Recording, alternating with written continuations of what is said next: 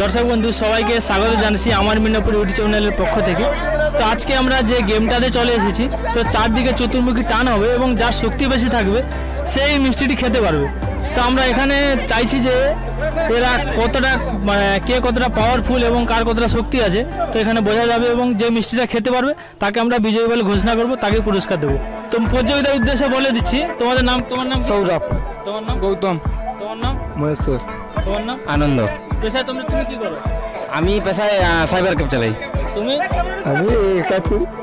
কি কাজ করো? গাড়ি। আচ্ছা, তুমি? স্কুলে পড়ি। আমি স্কুলে পড়ি। আচ্ছা, দেখা যাক কার পাওয়ার কেমন আছে।